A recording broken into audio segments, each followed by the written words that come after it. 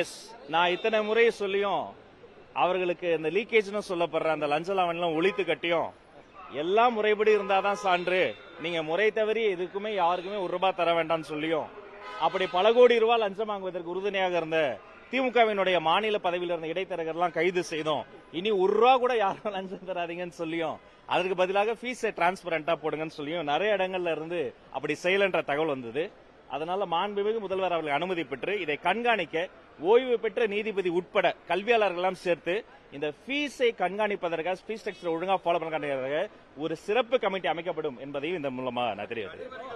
நிச்சயமாங்க கழிப்பறைகள் இது நம்ம வெறுமனே கழிப்பறைகள் கட்டுவதோடு முடிவதில்லை. கழிப்பறைகளை மெயின்டைன் பண்ணணும். நானே முதல் கையெழுத்து 70 கோடி கழிப்பறைகளுக்கு தான் போட்டேன். என்ன ப்ராப்ளம்னா அடுத்த மாசம் அதை சரியா மெயின்டைன் பண்ண முடியல. அடுத்த 6 மாசத்துல படுதடைந்தது. அடுத்த ஆண்டு அது ரொம்ப பயன்பாட்டுக்கு ஏதுவான இடம் இல்லாம போயிடுது. கதவுல தாழ்பாடு உடைஞ்சிடுறது சின்ன பிரச்சனை நினைப்போம். ஆனா பெண் குழந்தைகள் என்ன பண்ணுவாங்க? அப்ப இதை முறைப்படுத்தணும்னா மெயின்டெனன்ஸ் அமௌண்ட் அதிகமா வரும். ஒரு சற்றொப்ப நான் சொல்றேன், ஒரு பள்ளிக்கூடத்துக்கு வருஷத்துக்கே 30,000 தான் நீங்க அரசு பள்ளிக்கு மெயின்டெனன்ஸ் கிடைக்கின்ற போது எப்படி அவங்க துப்புரவு தொழிலாளர்கள் நம்ம மாத சம்பளம் தர முடியும்?